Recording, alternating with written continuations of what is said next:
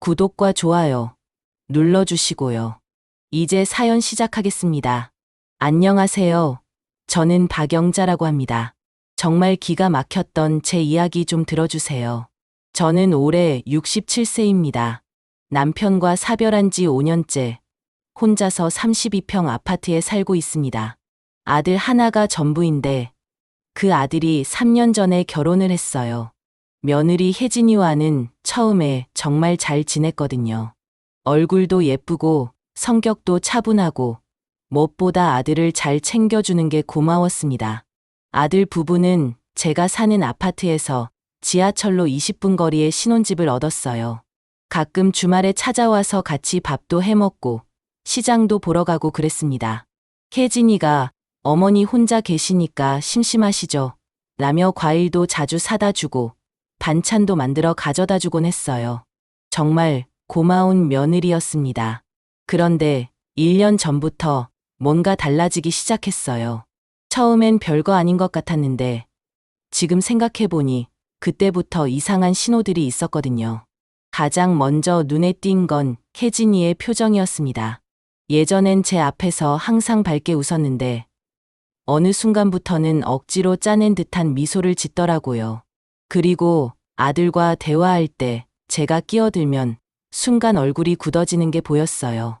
하지만 그때는 혹시 직장 생활이 힘든가 하고 넘어갔습니다. 두 번째로 이상했던 건 음식이었어요.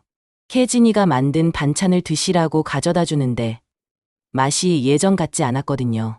김치는 너무 짜고 나물은 간이 안 배어 있고 혜진아, 오늘 반찬이 좀 이상한데? 라고 물었더니 아, 죄송해요.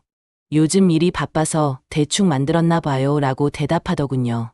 하지만 그 표정이 영 석연치 않았습니다. 세 번째는 전화 통화였어요.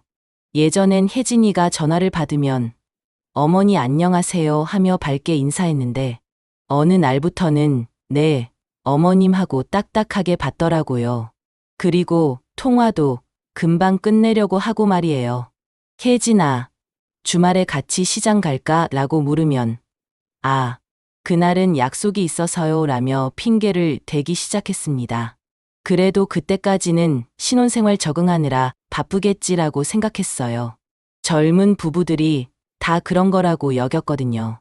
진짜 이상하다고 느낀 건 2달 전 일요일이었습니다. 아들이 감기 기운이 있다고 해서 제가 삼계탕을 끓여서 가져갔어요. 현관문을 열고 들어가는데 안에서 혜진이 목소리가 들리더라고요. 진짜 언제까지 이래야 하는 거야? 매주 와서 이것저것 간섭하고.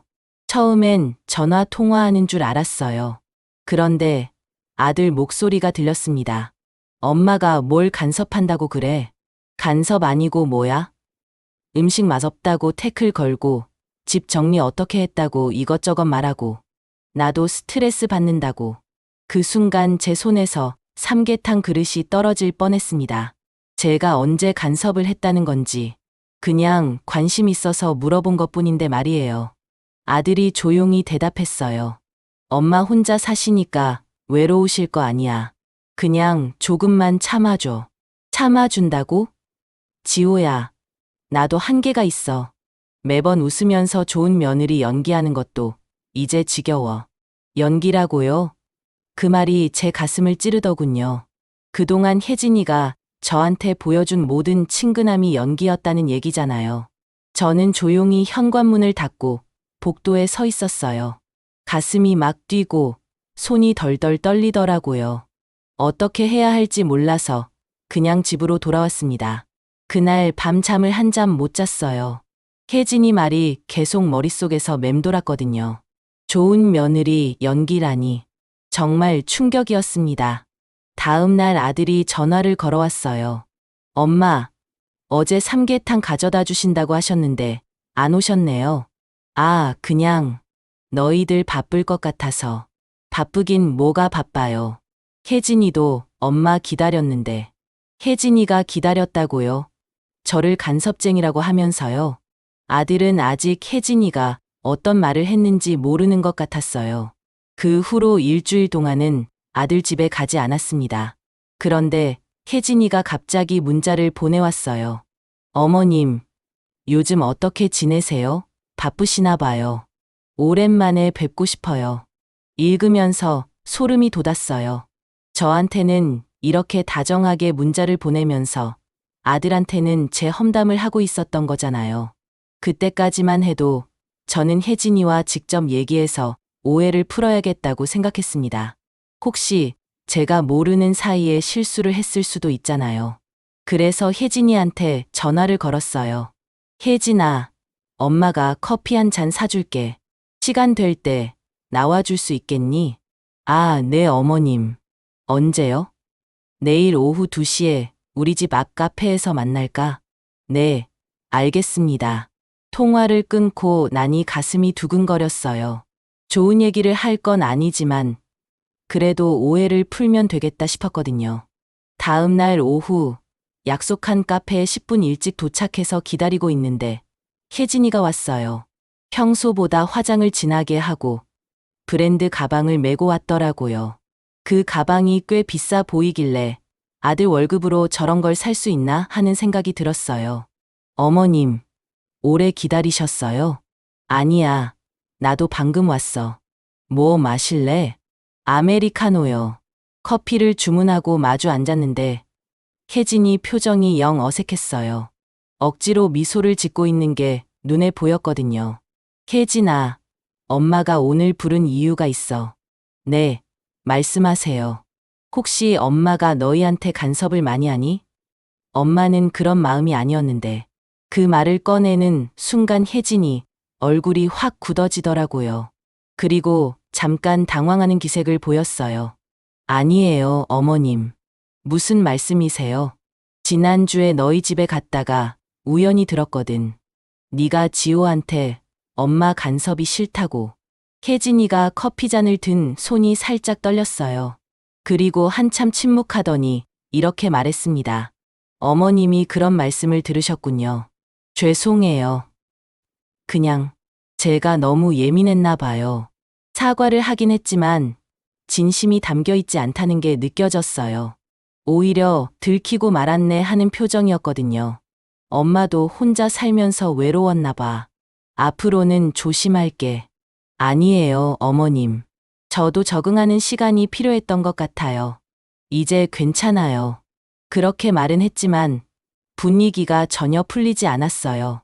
커피를 다 마시고 헤어질 때까지 어색한 공기가 계속 흘렀습니다. 집에 돌아오는 길에 마음이 무거웠어요. 혜진이가 진심으로 사과한 게 아니라는 걸 알 수 있었거든요. 그냥 들켜서 어쩔 수 없이 둘러댄 것 같았어요. 그날 밤 혜진이한테서 문자가 왔습니다. 어머님, 오늘 좋은 시간 가져서 감사했어요. 앞으로 더 잘해드릴게요. 읽으면서 한숨이 나왔어요. 이런 문자까지 보내는 걸 보면 혜진이는 정말 완벽한 며느리를 연기하고 있는 거였어요. 그때까지는 몰랐습니다. 이게 시작에 불과했다는 걸 말이에요. 일주일 후 아들이 갑자기 집에 찾아왔어요. 평소 같으면 미리 연락을 하고 오는데 그날은 예고 없이 왔더라고요. 얼굴이 좀 어두워 보였어요. 지호야, 무슨 일이야? 혜진이는 친정에 갔어요. 엄마, 저희가 얘기 좀 해야 할 것 같아요. 가슴이 철렁했어요. 혜진이와 카페에서 만난 일 때문인가 싶었거든요. 뭔 얘기? 혜진이가 엄마한테 스트레스를 많이 받는데요. 스트레스? 네. 혜진이 말로는 엄마가 자꾸 간섭하신다고. 집에 와서 이것저것 지적하시고 음식 맛도 태클 걸고 살림하는 것도 이상하다고 하신다고 하더라고요. 저는 깜짝 놀랐어요. 제가 언제 그런 말을 했나요? 지호야, 엄마가 언제 그런 말을 했니? 엄마 기억 안 나세요? 지난번에 오셔서 김치가 짜다고 하시고 방 정리도 이상하다고 하시고 아, 그 얘기군요. 그런데 저는 그냥 오늘 김치가 평소보다 짜네 라고 했을 뿐이에요. 지적이 아니라 그냥 궁금해서 물어본 거였거든요. 그리고 방 정리는 화장대 위에 화장품이 너무 어수선해서 정리하면 더 넓어 보일 텐데 라고 했을 뿐이에요. 지호야, 엄마는 지적한 게 아니야. 그냥, 엄마, 혜진이가 거짓말을 하겠어요? 엄마도 좀 이해해 주세요. 혜진이도 직장 다니면서 집안일까지 하느라 힘든데 자꾸 잔소리를 들으면 스트레스 받을 수밖에 없잖아요. 잔소리라고요? 제가 언제 잔소리를 했단 말이에요? 그래서 혜진이가 뭐라고 했는데 엄마, 방문 횟수를 좀 줄여달라고 하더라고요. 그리고 오실 때는 미리 연락 주시고 그 말을 듣는 순간 머리가 하얘졌어요. 방문 횟수를 줄이라니. 저는 일주일에 한 번 가는 것도 눈치 보면서 갔는데 말이에요. 엄마, 화내지 마세요. 혜진이도 나름대로 이유가 있어요. 무슨 이유? 혜진이 친정어머니는 거의 안 오시거든요. 그런데 엄마만 자주 오시니까 부담스럽다는 거예요. 부담스럽다고요? 저는 며느리를 챙기려고 했던 건데 그게 부담이었다는 얘기네요. 그럼 엄마가 어떻게 하면 되겠니?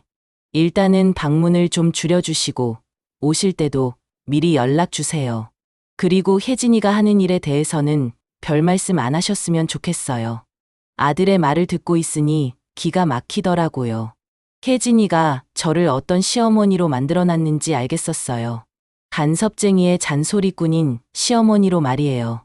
알겠다. 앞으로 그렇게 할게. 엄마, 혜진이가 싫어서 하는 얘기가 아니에요.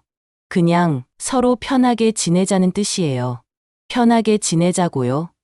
저만 불편하라는 얘기네요.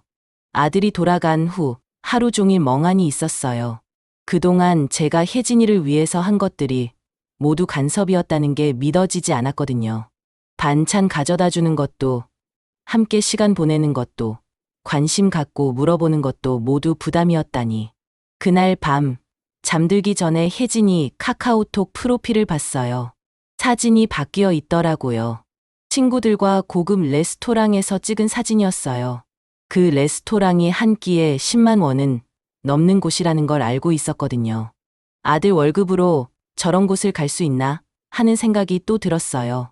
일주일 동안 아들 집에 연락하지 않았어요. 혜진이 원하는 대로 거리를 두기로 한 거였죠. 그런데 이상하게도 혜진이가 먼저 연락을 해왔어요. 어머님, 요즘 어떻게 지내세요? 오랫동안 연락이 없으셔서 걱정됐어요. 정말 가식적이라는 생각이 들었어요. 거리 두라고 해놓고는 연락 없다고 걱정된다니. 다음 날 아들이 전화를 걸어왔어요. 엄마, 왜 연락 안 하세요? 혜진이가 어머님 걱정하고 있어요. 혜진이가 거리를 두자고 해서 그런 거야. 에이, 엄마, 거리를 두자는 게 아예 연락 안 하자는 뜻은 아니잖아요. 그럼 뭐가 다른 건가요? 저는 정말 모르겠더라고요. 그럼 이번 주말에 놀러 갈까? 아, 이번 주말은 혜진이가 친정 가기로 했어요. 다음 주에 오세요. 알겠다. 전화를 끊고 나니 허탈했어요. 예전에는 아무 때나 갈 수 있었는데 이제는 일정까지 확인해야 하는 신세가 됐네요. 2주 후 드디어 아들 집에 갔어요. 혜진이가 환하게 웃으며 맞아줬어요. 어머님, 오랜만이에요. 안 그래도 보고 싶었는데 연기가 더 늘었나 봅니다. 더 자연스러워졌어요. 혜진아, 뭔가 사다 갈까 했는데 미리 물어보지 못했네. 아니에요, 어머님. 그냥 와주신 것만으로도 고마워요. 그런데 집 안을 둘러보니 뭔가 달라져 있었어요. 거실에 새 소파가 있고 안방에 대형 TV도 새로 달려 있었거든요. 이거 새로 샀구나. 아, 네. 지호가 보너스 받아서 바꿨어요. 보너스요? 아들 회사는 보너스를 많이 주는 곳이 아닌데. 게다가 그 소파는 제가 보기에도 200만 원은 넘어 보였어요. 점심을 함께 먹으면서 혜진이가 갑자기 이런 말을 했어요. 어머님, 저희가 곧 이사를 할 것 같아요. 이사? 왜? 여기가 좀 좁아서요. 더 넓은 곳으로 가려고요. 돈은 있어. 지호가 알아서 할 거예요. 아들한테 물어봤더니 아파트 전세를 빼고 더 비싼 곳으로 간다고 하더라고요. 보증금 차이만 5천만 원이 난다고. 5천만 원을 어떻게 마련할 거야? 은행에서 대출 받을 거예요. 대출? 너희가 대출을 받을 수 있어. 혜진이 명의로 받을 거예요. 혜진이 직장이 안정적이어서 대출 한도가 높게 나왔어요. 뭔가 이상했어요. 결혼한 지 얼마 안 된 부부가 갑자기 그렇게 큰 대출을 받는다니. 게다가 혜진이가 주도하고 있는 것 같았어요. 엄마는 반대야. 너무 무리하는 것 같아. 그러자 혜진이 표정이 순간 차갑게 변하더라고요. 어머님, 저희가 결정할 일이에요. 목소리 톤이 완전히 달라져 있었어요. 평소에 다정한 며느리가 아니라 냉정한 타인 같았어요. 혜진아, 엄마가 걱정돼서 하는 말이야. 걱정해 주시는 건 고맙지만 저희 일은 저희가 알아서 할게요. 아들이 중간에 끼어들었어요. 엄마, 혜진이 말이 맞아요. 저희가 결정할 일이니까 걱정 마세요. 그 순간 깨달았어요. 아들이 완전히 혜진이 편이 되어 있다는 걸 말이에요. 제가 뭘 말해도 혜진이 편을 들 거라는 게 보였어요. 그날 집에 돌아오면서 가슴이 답답했어요. 뭔가 혜진이가 아들을 조종하고 있는 것 같았거든요. 하지만 증거가 없으니 뭐라고 할 수도 없었어요. 한 달 후, 정말로 이사를 했어요. 제가 사는 곳에서 더 멀어진 곳으로 말이에요. 지하철로 50분 거리였어요. 지호야, 왜 이렇게 먼 곳으로 이사했니? 여기가 교통이 좋아요. 혜진이 출퇴근하기 편해서요. 혜진이 편의만 생각한 거네요. 새집들이에 갔는데 정말 깜짝 놀랐어요. 아파트가 40평이 넘어 보이고 가구며 가전제품이며 모든 게 최신형이었거든요. 도대체 어디서 그 돈이 나왔는지. 혜진아, 이 집 보증금이 얼마야? 3억 정도요. 3억이요? 전에 살던 집 보증금이 2억 2천이었는데 8천만 원 차이가 나네요. 5천만 원이라고 했는데 거짓말을 한 거였어요. 8천만 원을 대출받았구나. 혜진이가 잠깐 당황하는 기색을 보이더니 이렇게 말했어요. 아, 네. 처음 생각보다 좀 더 들었어요. 거짓말이 또 들통났네요. 그런데 아들은 아무 말도 안 하더라고요. 혜진이가 거짓말하는 걸 알면서도 그냥 넘어가는 거였어요. 그날 밤 잠이 안 왔어요. 뭔가 이상하다는 생각이 계속 들었거든요. 혜진이가 거짓말을 하는 이유가 뭘까? 그리고 그 많은 돈을 어디서 구했을까? 그때는 몰랐습니다. 정말 큰일이 벌어질 거라는 걸 말이에요. 새 집으로 이사한 후부터 아들 부부와 만나는 횟수가 더 줄어들었어요. 거리가 멀어진 탓도 있지만 혜진이가 핑계를 더 많이 대기 시작했거든요. 이번 주말은 혜진이 회사 워크숍이 있어서요. 다음 주는 혜진이 친구 결혼식이 있어요. 그 다음 주는 혜진이가 아파서 항상 혜진이 일정 때문에 만날 수 없다는 시기였어요. 그러면서 아들은 엄마, 이해해 주세요. 혜진이도 바빠요 라고 말하곤 했습니다. 한 달에 한 번 보기도 어려워졌어요.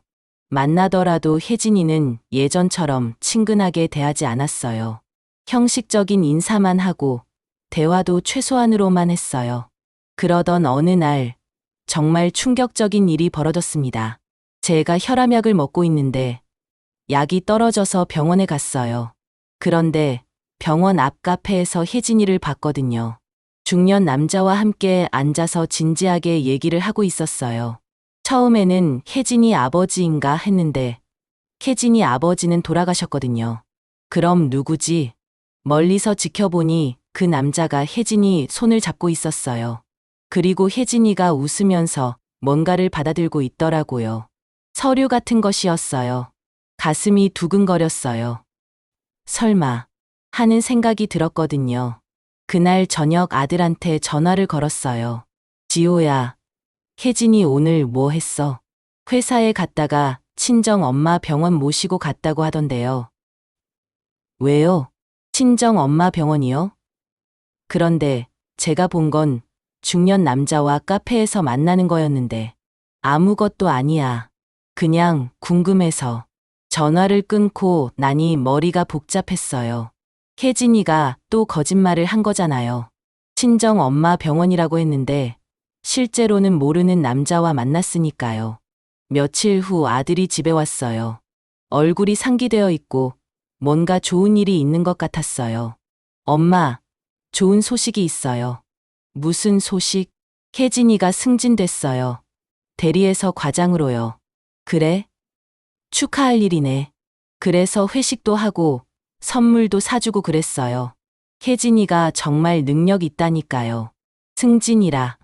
그런데 뭔가 이상했어요. 혜진이가 입사한 지 얼마 안 됐는데 벌써 승진이 가능한가? 혜진이가 그 회사에 입사한 지 얼마나 됐지? 2년 좀 넘었어요.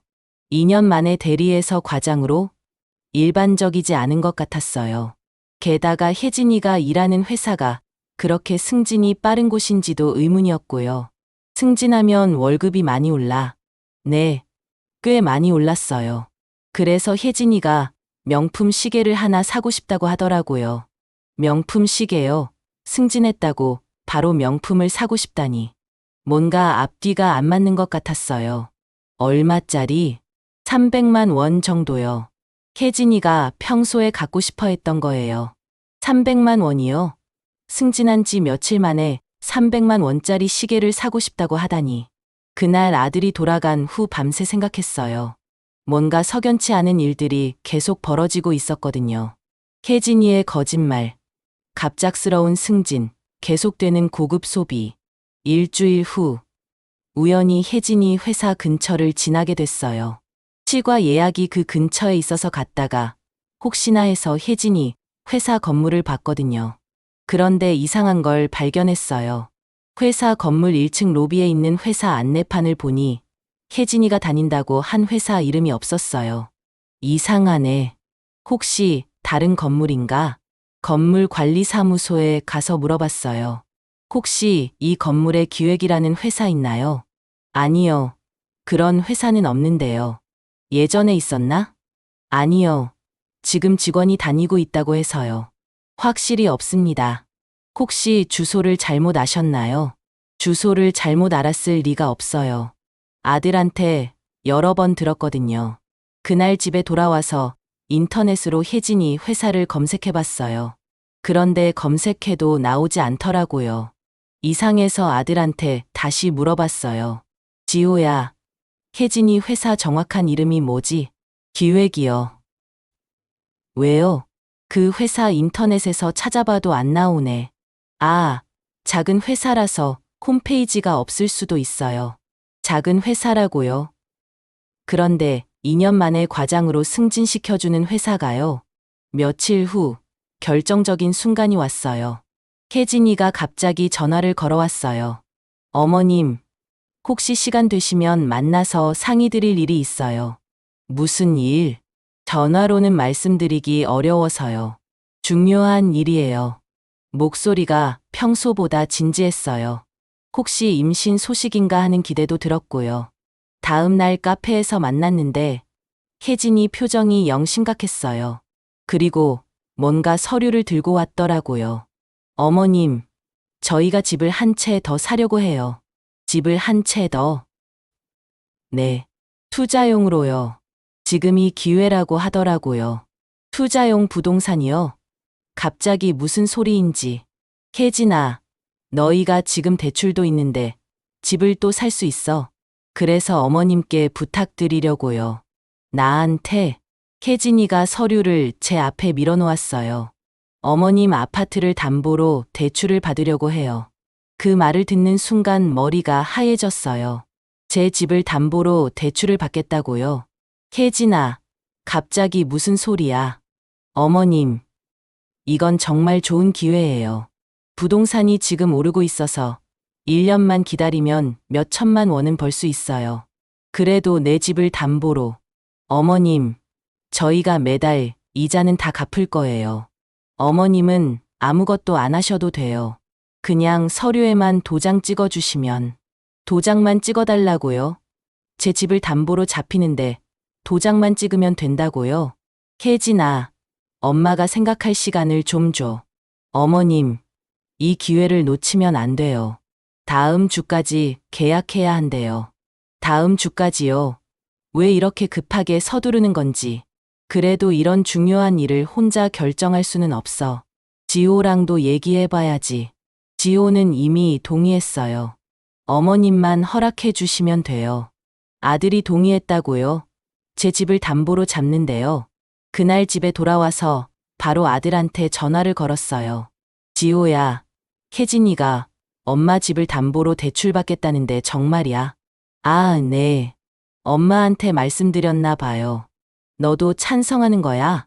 엄마, 정말 좋은 기회예요. 부동산 전문가도 지금이 기회라고 하더라고요.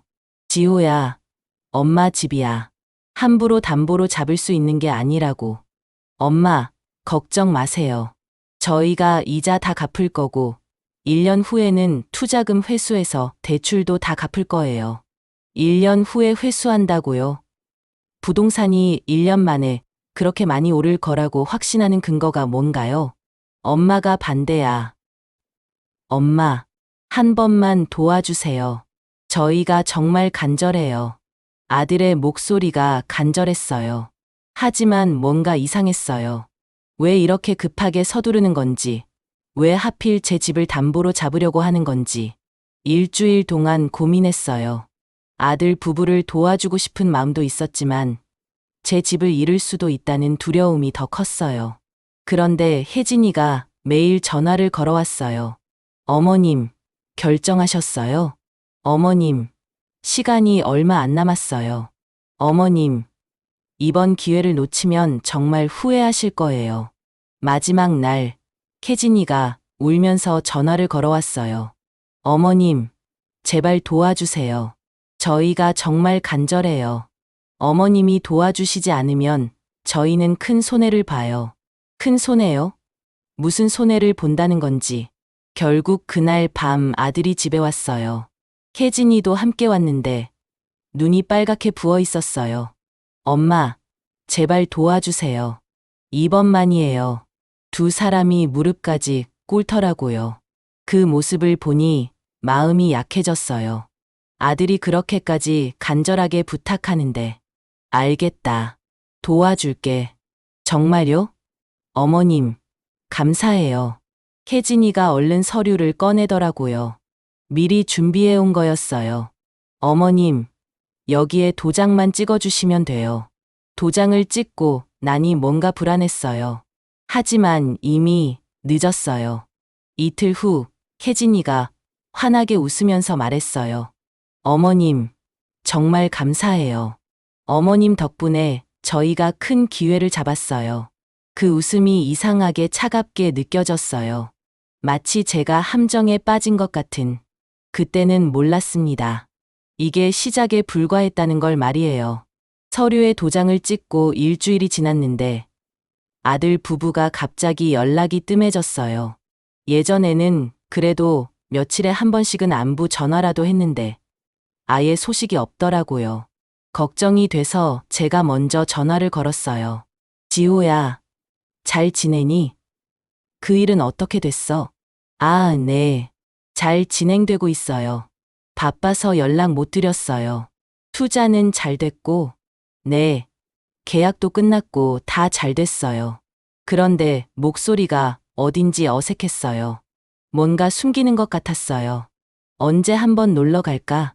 아, 요즘 혜진이가 회사 일이 너무 바빠서 나중에 연락드릴게요. 또 혜진이 핑계였어요. 한 달이 지나도록 만나지 못했어요. 그러다가 우연히 마트에서 혜진이를 봤거든요. 카트에 비싼 수입 과일과 고급 식재료를 가득 담고 있더라고요. 혜진아. 혜진이가 저를 보고 깜짝 놀라는 기색을 보였어요. 마치 들키고 싶지 않았다는 듯이요. 아, 어머님. 안녕하세요. 오랜만이네. 요즘 어떻게 지내? 네. 바쁘게 지내고 있어요. 카트를 보니 정말 비싼 것들만 들어있었어요. 한우, 킹크랩, 수입 과일. 한 번 장 보는데 30만 원은 넘을 것 같았어요. 와, 좋은 것들 많이 샀네. 아, 네. 지호 회사 사람들이 집에 온다고 해서요. 그런데 뭔가 이상했어요. 예전에 아들이 말하기로는 회사 사람들과 그렇게 친하지 않다고 했거든요. 지호가 승진했나? 아니에요. 그냥 친해지려고요. 대답이 애매했어요. 그리고 빨리 자리를 뜨려고 하더라고요. 혜진아, 집에 갈 때 엄마도 태워다 줄 수 있어? 아, 죄송해요. 급한 곳에 가야 해서. 뭐가 그렇게 급한지. 예전 같으면 당연히 태워다 줬을 텐데요. 그날 집에 돌아와서 계속 생각이 났어요. 혜진이가 그렇게 비싼 장을 보는 돈이 어디서 나오는 건지, 혹시 제 집을 담보로 받은 대출금을 쓰고 있는 건 아닌지. 며칠 후, 은행에서 편지가 왔어요. 대출 관련 안내문이었는데, 읽어보니 깜짝 놀랐어요. 대출 금액이 2억이었거든요. 2억이요? 처음에 혜진이가 말한 건 1억 정도였는데, 급하게 아들한테 전화를 걸었어요. 지호야, 대출금이 2억이라고 나오는데. 아, 네. 그게 집값이 생각보다 비싸서요. 처음에는 1억이라고 했잖아. 시장 상황이 바뀌어서 더 받아야 했어요. 더 받아야 했다고요? 제 동의도 없이요? 지호야, 이건 너무하잖아. 엄마한테 미리 말했어야지. 엄마, 죄송해요. 급하게 처리해야 해서. 이자는 얼마나 되는데? 월 200만 원 정도요. 월 200만 원이요? 아들 월급이 300만 원 정도인데, 이자만 200만 원이면 생활비는 어떻게 하는 건가요? 너희가 감당할 수 있어? 네, 혜진이 월급도 있으니까 괜찮을 거예요. 정말 괜찮을까요? 뭔가 불안했어요. 그로부터 2달 후, 정말 충격적인 일이 벌어졌습니다. 은행에서 전화가 왔어요. 박영자 고객님, 대출 이자가 연체되는데요. 연체요? 네. 이번 달 이자 200만 원이 입금되지 않았습니다. 가슴이 철렁했어요. 아들 부부가 이자를 안 갚았다는 얘기잖아요. 급하게 아들한테 전화를 걸었는데 계속 통화 중이었어요. 혜진이한테도 전화했지만 받지 않더라고요. 그날 저녁이 되어서야 아들이 전화를 걸어왔어요. 엄마, 죄송해요. 이번 달에 좀 어려워서. 지호야, 이자를 못 갚으면 내 집이 어떻게 되는지 알아? 엄마, 다음 달에는 꼭 갚을게요. 혜진이가 보너스를 받거든요. 보너스로 갚는다고요? 그럼 그 다음 달은 또 어떻게 할 건가요? 지호야, 차라리 투자한 집을 팔아서 대출을 갚자. 엄마, 아직은 안 돼요. 지금 팔면 손해예요. 손해라도 갚아야지. 내 집이 날아갈 수도 있다고. 엄마, 조금만 기다려 주세요. 곧 해결할게요. 그런데 아들 목소리가 전혀 확신에 차 있지 않았어요. 오히려 떨리고 있었어요.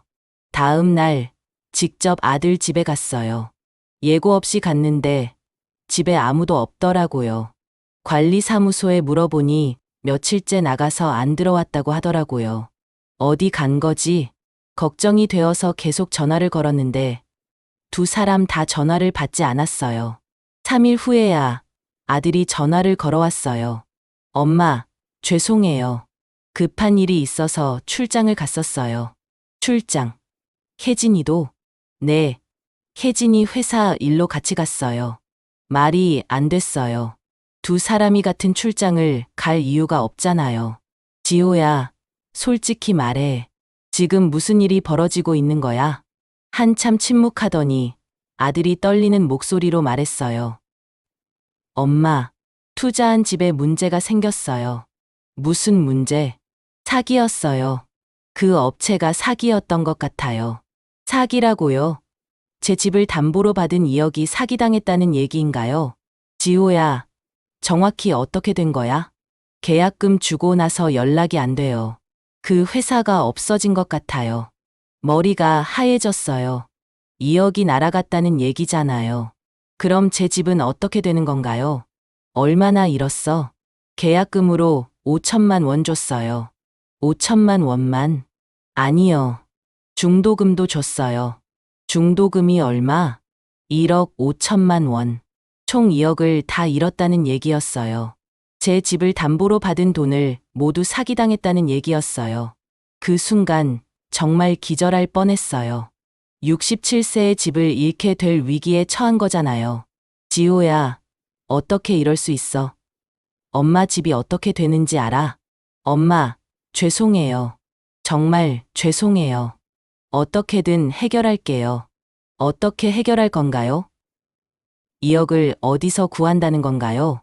그날 밤 잠을 한 잠 못 잤어요. 평생 살던 집을 잃을 수도 있다는 생각에 눈물이 계속 났어요. 다음 날 혜진이한테 전화를 걸었어요. 혜진아, 어떻게 된 거야? 엄마한테 설명 좀 해줘. 그런데 혜진이 목소리가 완전히 달라져 있었어요. 어머님, 저도 피해자예요. 저희도 속은 거라고요. 피해자라고요? 그럼 처음부터 모르고 당한 거였나요? 혜진아, 그럼 그 업체는 어떻게 알게 된 거야? 지호 친구 소개로 알게 됐어요. 지호 친구요? 아들한테 물어보니 회사 선배가 소개해줬다고 하더라고요. 그런데 며칠 후 더 충격적인 사실을 알게 됐어요. 아들 회사 동료를 우연히 만났는데 그 사람이 이런 말을 하더라고요. 지호 어머님이시죠? 지호가 요즘 회사에 안 나와서 걱정됐는데 괜찮으세요? 회사에 안 나온다고요? 네. 한 달째 무단결근이에요. 혹시 아프신가요? 한 달째 무단결근이요? 그럼 아들이 말한 출장은 거짓말이었다는 얘기네요. 급하게 아들한테 전화를 걸었어요. 지호야, 회사에 안 나간다며? 엄마, 죄송해요. 왜 안 나가? 무슨 일이야? 회사를 그만뒀어요. 그만뒀다고? 언제? 한 달 전에요. 한 달 전이면 투자 사기당한 시점이네요. 왜 그만뒀어? 혜진이가 사업을 하자고 해서요. 사업이요? 무슨 사업을 한다는 건가요? 무슨 사업? 온라인 쇼핑몰이요. 혜진이가 아는 사람이 도와준다고 해서 또 누군가의 소개로 시작한 일이네요. 그런데 그 사람이 누구인지는 말하지 않더라고요. 점점 상황이 이상해지고 있었어요. 투자 사기에 이어서 사업까지. 뭔가 혜진이가 아들을 조종하고 있는 것 같았어요. 그런데 가장 충격적인 건 그 다음에 알게 된 사실이었습니다. 그때는 몰랐습니다. 진짜 큰 반전이 기다리고 있다는 걸 말이에요. 아들이 회사를 그만뒀다는 얘기를 듣고 며칠 동안 충격에서 벗어날 수 없었어요. 그런데 더 이상한 일이 벌어졌습니다. 우편함에 익명의 편지가 들어있었거든요. 봉투에는 제 이름만 써있고 발신인은 없었어요. 편지를 열어보니 이런 내용이었어요. 박영자님께 혜진 씨에 대해 알려드릴 게 있습니다. 내일 오후 3시에 카페로 오세요. 혼자 오시고 아무한테도 말하지 마세요. 당신의 집을 구하고 싶으시면 꼭 오세요. 가슴이 두근거렸어요. 누가 이런 편지를 보낸 걸까요? 혜진이에 대해 뭘 안다는 건가요? 고민 끝에 약속 장소에 가기로 했어요. 뭔가 중요한 정보를 알 수 있을 것 같았거든요. 다음 날 오후 3시 약속한 카페에 갔어요. 한 구석에 앉아서 기다리고 있는데 30대 후반으로 보이는 여자가 저에게 다가왔어요. 박영자님이시죠? 네. 그런데 당신은? 저는 미선이라고 해요. 혜진 씨를 잘 아는 사람이에요. 그 여자가 앉으면서 조심스럽게 말했어요. 어머님, 혜진 씨가 어머님을 속이고 있어요. 무슨 말이에요? 혜진 씨가 다니는 회사. 그거 거짓말이에요. 애초에 그런 회사는 존재하지 않아요. 제가 이미 의심하고 있던 부분이었어요. 그럼 혜진이는 뭘 하고 있는 거예요? 혜진 씨는 결혼 사기꾼이에요. 결혼 사기꾼이라고요? 저도 혜진 씨한테 당했어요. 제 남동생이 혜진 씨와 사귀었거든요. 그때도 지금과 똑같은 수법을 썼어요. 미선 씨가 가방에서 서류들을 꺼내더라고요. 이것 좀 보세요. 서류를 보니 혜진이 사진이 여러 장 있었어요. 그런데 지금과는 완전히 다른 모습이었어요. 머리 스타일도 다르고 화장도 진하고. 이게 3년 전 혜진 씨 모습이에요. 그때는 이름도 다르게 썼어요. 김혜진이 아니라 박수진이라고 했거든요. 이름까지 바꿨다고요? 제 남동생은 그때 30살이었어요. 혜진 씨가 다가와서 사귀자고 했죠. 처음에는 정말 순수한 사랑인 줄 알았어요. 미선 씨가 계속 설명했어요. 6개월 정도 사귀다가 갑자기 결혼하자고 하더라고요. 그리고는 신혼집 마련한다면서 제 남동생 부모님 집을 담보로 대출을 받았어요. 제 상황과 똑같네요. 그리고 나서 투자한다고 해서 그 돈을 모두 가져갔어요. 그 후로 연락이 끊어졌죠. 혜진이가 사라졌다는 얘기예요. 네. 어느 날 갑자기 짐을 빼고 사라져 버렸어요. 전화도 안 받고 집도 비워뒀고. 그럼 제 아들은 어떻게 된 거죠? 그런데 어떻게 제 아들과 혜진 씨는 계속 이런 식으로 남자들을 바꿔가면서 사기를 치고 있어요.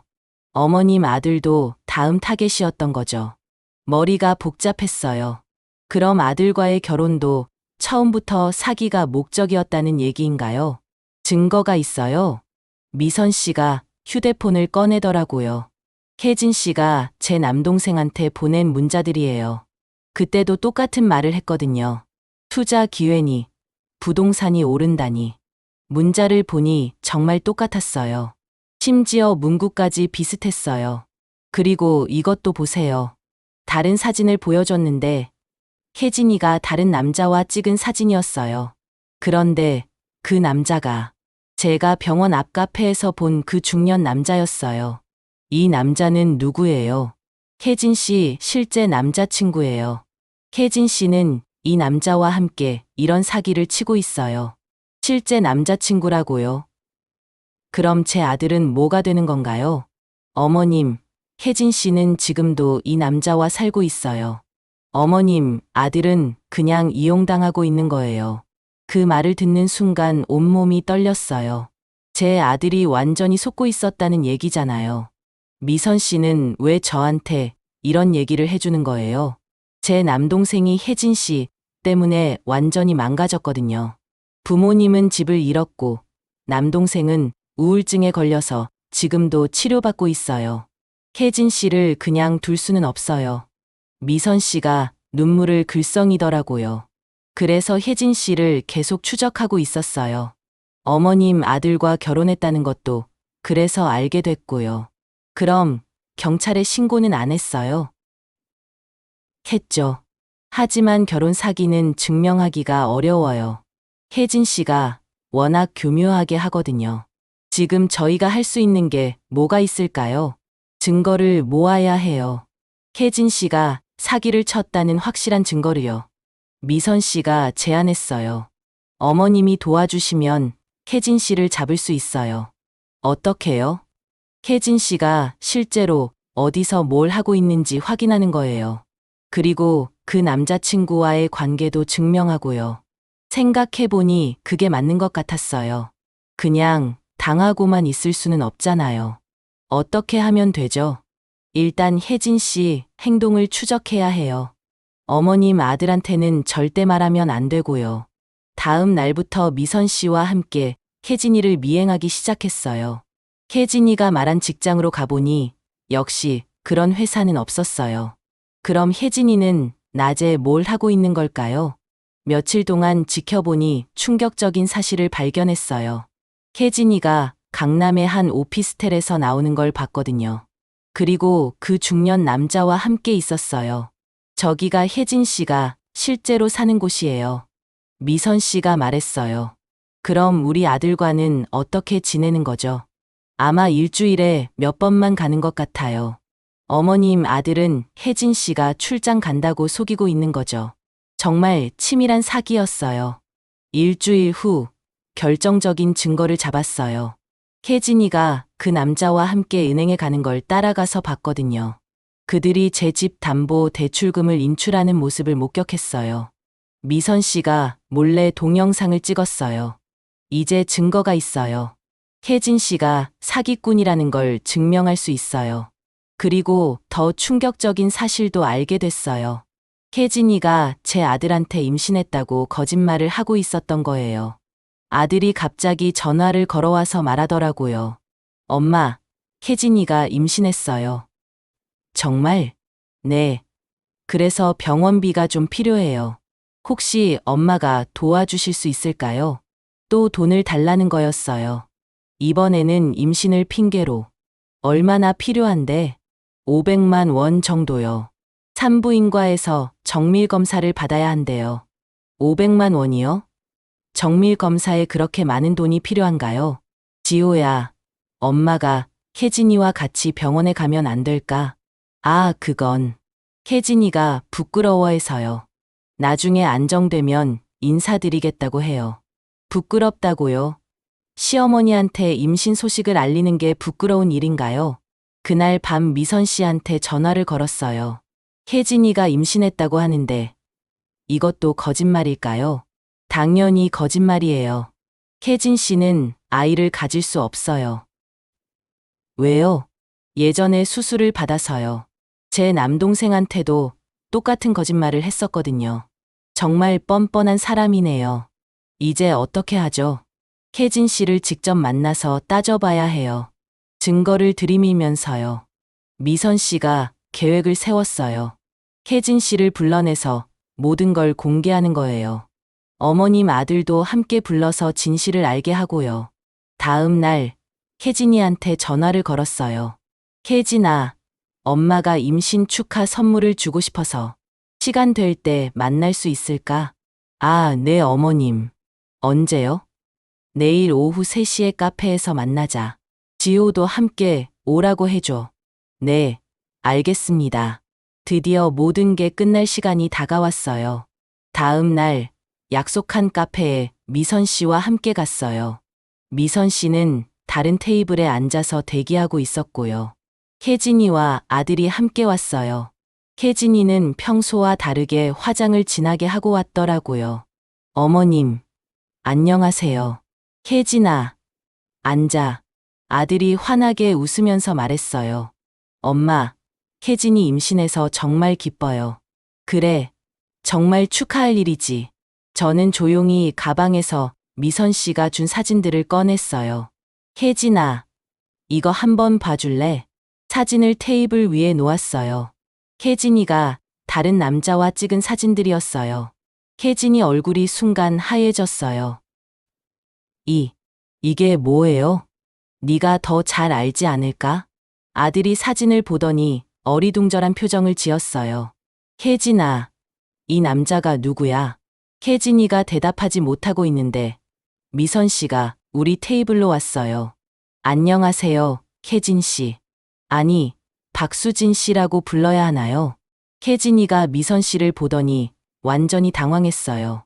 미선 씨, 어떻게? 아들이 상황을 파악하지 못하고 있었어요. 엄마, 이게 도대체 무슨 상황이에요? 미선 씨가 차근차근 설명하기 시작했어요. 혜진이의 정체를, 결혼 사기의 수법을, 그리고 제 집이 위험하다는 것까지. 아들이 듣고 있는 동안 얼굴이 점점 굳어갔어요. 혜진아, 이게 정말이야? 혜진이가 마지막까지 발악했어요. 지호야, 이 사람들 말 믿지 마. 나를 모함하려고 하는 거야. 하지만 증거가 너무 확실했어요. 사진도 있고 동영상도 있고 은행 거래 내역도 있었거든요. 아들이 혜진이를 보면서 떨리는 목소리로 물었어요. 임신도 거짓말이야? 혜진이가 대답하지 못했어요. 회사도 거짓말이고 투자도 사기였고 심지어 날 사랑한다는 것도 거짓말이었어. 그때야 혜진이가 본색을 드러냈어요. 그래, 다 거짓말이었어. 만족해? 아들이 그 말을 듣고 주저앉았어요. 왜 이렇게 했어? 돈 때문이지. 뭘 더 바라. 너 같은 순진한 애들 속이는 게 얼마나 쉬운지 알아? 정말 차가운 목소리였어요. 그동안 본 따뜻한 며느리는 모두 연기였던 거예요. 미선 씨가 휴대폰을 꺼내더라고요. 혜진 씨, 지금까지의 대화 다 녹음됐어요. 이제 경찰에 신고할 거예요. 혜진이가 황급히 일어났어요. 신고? 뭘 신고한다는 거야? 난 아무 잘못 안 했어.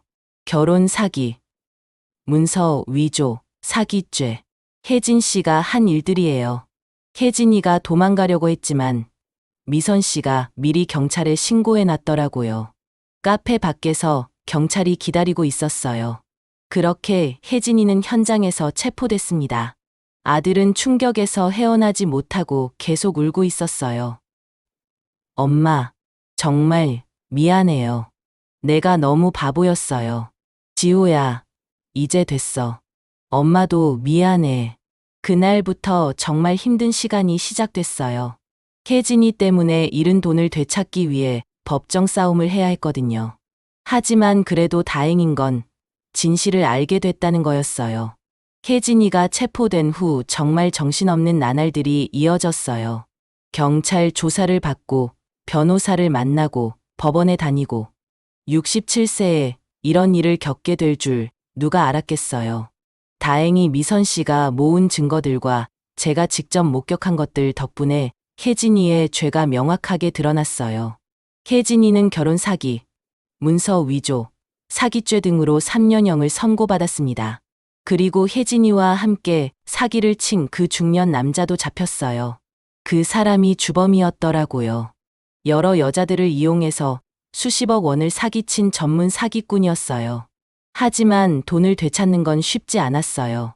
그들이 이미 대부분 써버렸거든요. 결국 제 집 담보 대출금 2억 중에서 7천만 원 정도만 회수할 수 있었어요. 나머지 1억 3천만 원은 제가 떠안아야 하는 상황이 됐어요. 월 이자만 100만 원이 넘었어요. 국민연금으로는 감당할 수 없는 금액이었죠. 아들이 정말 죄송해하면서 어떻게든 도우려고 했어요. 하지만 아들도 회사를 그만둔 상태라 당장은 어려웠어요. 엄마, 제가 다시 취업해서 꼭 갚을게요. 지호야, 네가 취업한다고 해서 당장 해결될 문제가 아니야. 정말 막막했어요. 이대로 가면 집을 잃을 수밖에 없었거든요. 그런데 뜻밖의 도움의 손길이 나타났어요. 미선 씨가 연락을 해왔거든요. 어머님, 제가 아는 사람 중에 부동산 투자하는 분이 계세요. 어머님 집을 정당한 가격에 사고 싶어 하시는데 어떠세요? 팔면 제가 어디서 살아요? 걱정 마세요. 그분이 좋은 조건을 제시하셨어요. 집을 사신 후에 어머님께 전세로 다시 내놓겠다고 하세요.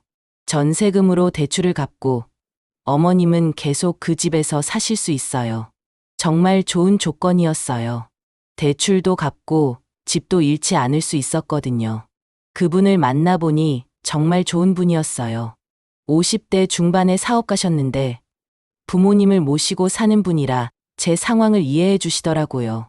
어머님, 제가 어머니, 또래 되는 부모님을 모시고 있어서 마음이 아파요. 이런 일로 집을 잃으시면 안 되죠. 그렇게 해서 집 문제는 해결됐어요.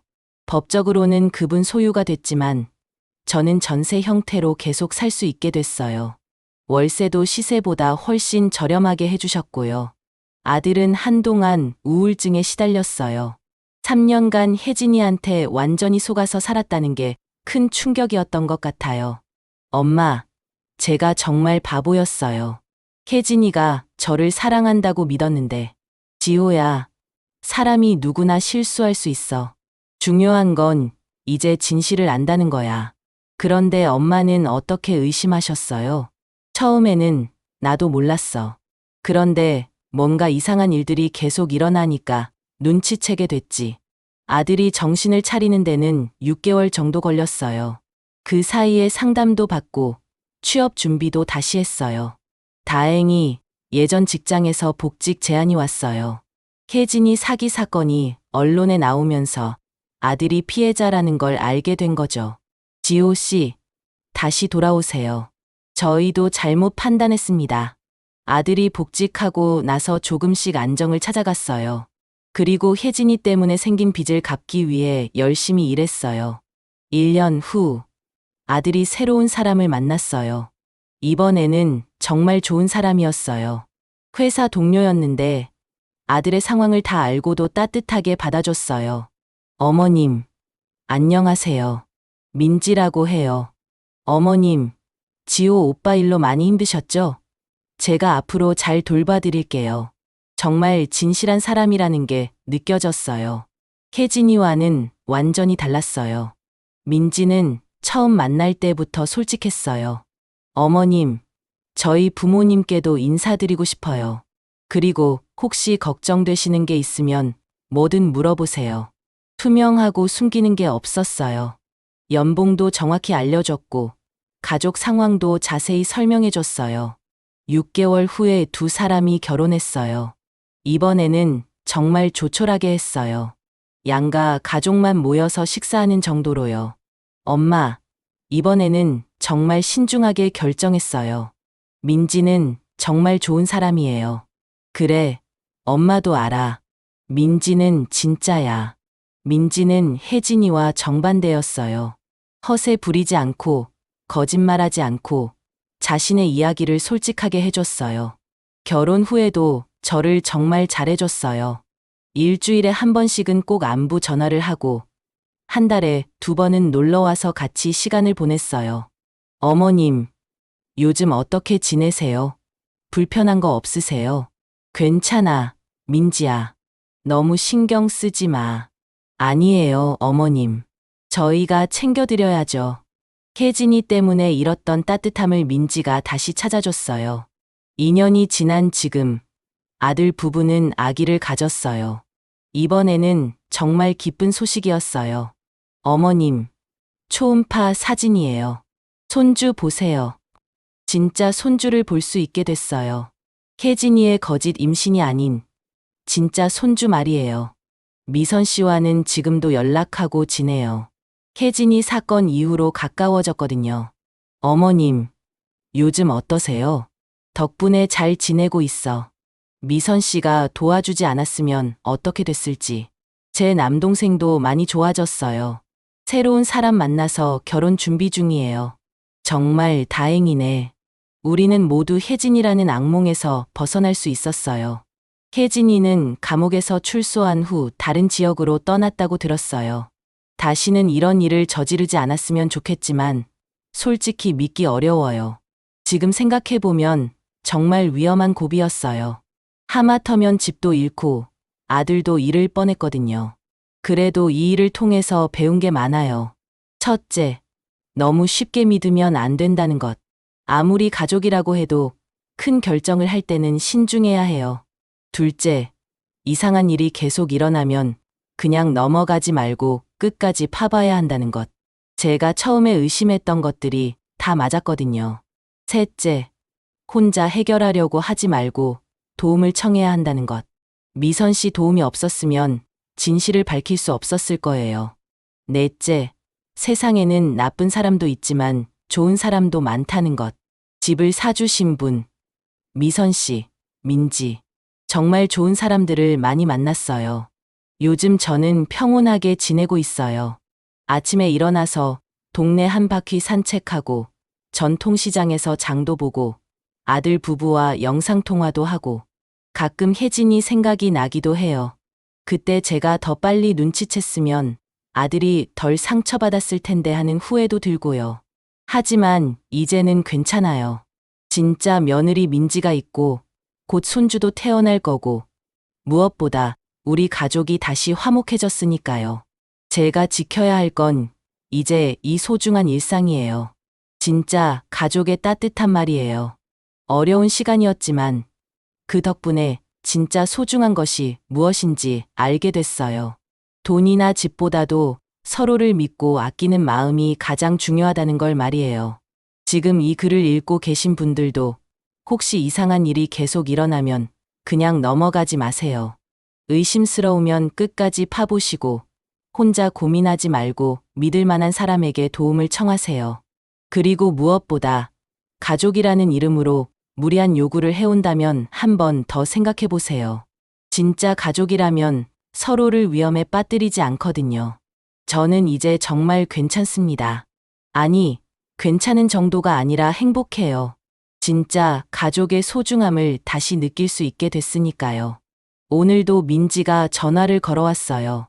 어머님, 산부인과에서 성별 확인됐어요. 아들이에요. 정말 우리 지호 닮은 손자가 생기는구나. 어머님, 이름도 같이 지어주세요.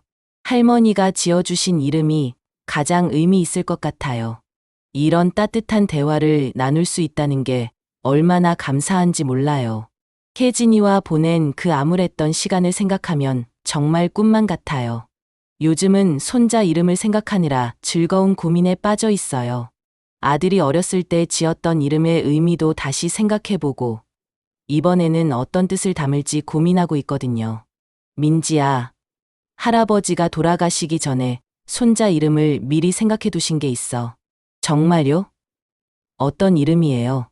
준혁이라고 하셨어. 준수하고 혁신적인 사람이 되라는 뜻이래. 와, 정말 좋은 이름이네요. 할아버지가 미리 생각해 두신 거라니 더 의미 있어요.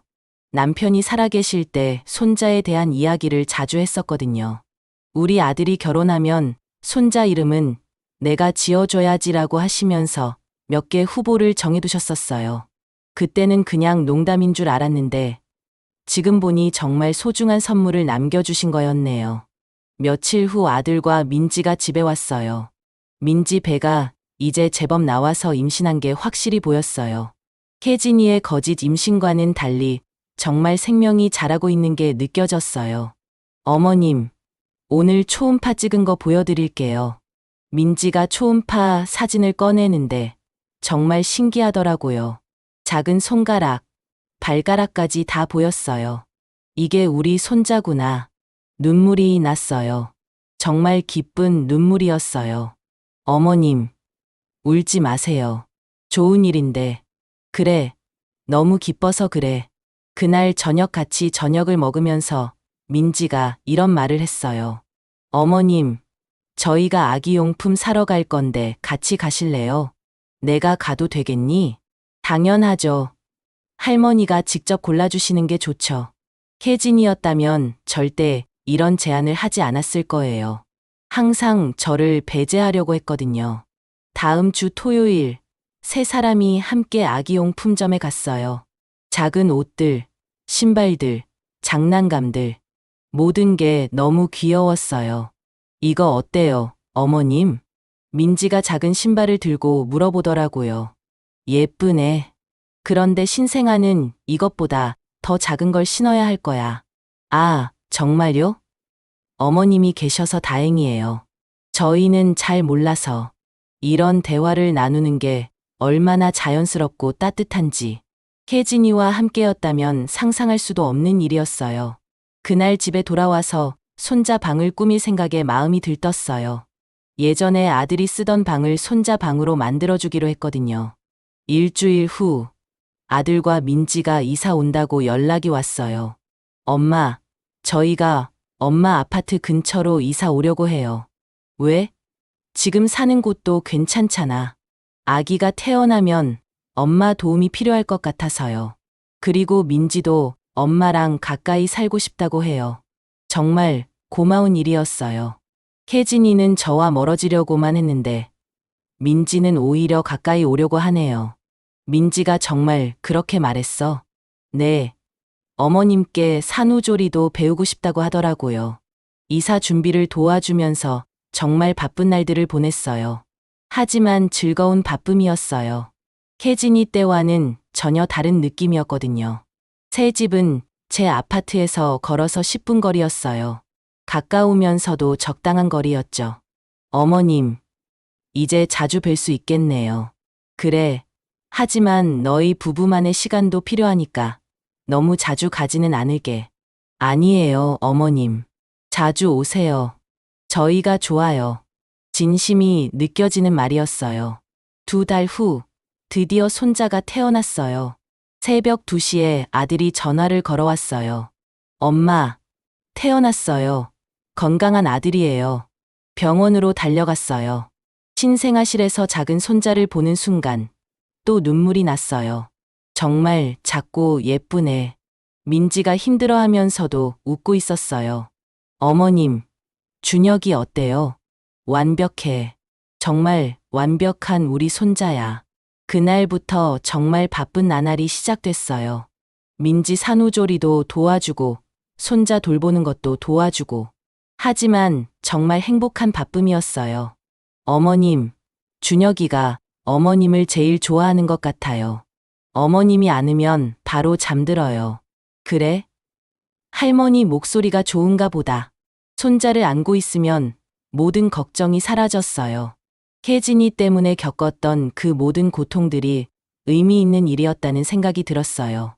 그 일이 있었기 때문에 진짜 소중한 게 무엇인지 알게 됐고 지금의 행복을 더 감사하게 느낄 수 있게 됐거든요. 한 달 후, 미선 씨가 손자 보러 왔어요. 어머님, 정말 복 받으셨네요. 이렇게 예쁜 손자가 생기다니. 미선 씨 덕분이야. 네가 도와주지 않았으면 이런 행복한 날이 올 수 있었을까. 저도 어머님 덕분에 많이 배웠어요. 포기하지 않고 끝까지 진실을 찾아야 한다는 것. 우리는 차를 마시면서 그동안의 일들을 회상했어요. 혜진이는 어떻게 됐을까요? 모르겠어. 하지만 더 이상 우리와는 상관없는 사람이야. 그래도 다른 사람들은 속이지 않았으면 좋겠어요. 그러게. 혜진이도 언젠가는 진짜 사랑이 뭔지 알게 되면 좋을 텐데. 6개월이 지난 지금 준혁이는 제법 자랐어요. 옹알이도 하고 웃기도 하고 하루하루가 신기하고 즐거워요. 할머니, 아직 말은 못하지만 저를 보면 팔을 뻗으면서 반가워해요. 민지가 직장 복귀를 했는데 제가 낮에 준혁이를 돌봐주고 있어요. 정말 보람찬 일이에요. 어머님, 너무 고생시켜드리는 것 같아서 죄송해요. 무슨 소리야. 내가 더 고마워. 손자 키우는 재미가 이렇게 쏠쏠한 줄 몰랐어. 요즘 준혁이와 함께 동네 산책을 다니는 게 일과예요. 다른 할머니들도 많이 만나고 육아 정보도 나누고. 준혁이 할머니시죠? 아기가 정말 예뻐요. 고맙습니다. 우리 며느리 닮아서 예뻐요. 이런 자랑을 할 수 있다는 게 얼마나 기쁜지 몰라요. 며칠 전에는 준혁이가 처음으로 할머니라고 중얼거렸어요. 정확한 발음은 아니었지만 저를 부르는 것 같았어요. 민지야, 준혁이가 할머니라고 했어. 정말요? 와, 첫 말이 할머니네요. 그날 밤 정말 기뻐서 잠이 안 왔어요. 이제 곧 준혁이 돌잔치를 할 예정이에요. 작게나마 가족들만 모여서 하기로 했어요. 어머님, 돌잔치 음식은 어머님이 만드신 걸로 하면 어떨까요? 내가 만들어도 되겠니? 당연하죠. 어머님 손맛이 제일 좋은 거려. 준혁이를 위해서라면 뭐든 할 수 있을 것 같아요. 요즘 밤에 준혁이를 재우면서 자장가를 불러주는데 예전에 아들한테 불러줬던 노래들이 기억나요. 그때의 아들도 참 예뻤는데 이제는 아빠가 됐네요. 지호야, 네가 아빠가 되니까 어때? 신기해요. 그리고 엄마가 저를 키우실 때 얼마나 힘드셨을지 알 것 같아요. 힘들긴 했지만 정말 행복했어. 지금 네가 느끼는 것처럼 3년 전만 해도 이런 대화를 나눌 수 있을 거라고 상상도 못했어요. 혜진이 때문에 얼마나 힘들었는데.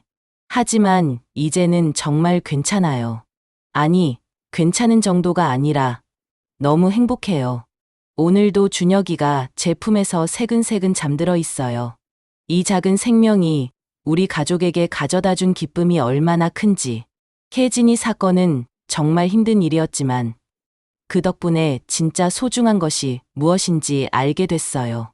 그리고 지금 이 순간이 얼마나 감사한지도 깨달았고요. 제가 지켜야 할 건 이 평범하지만 소중한 일상이에요.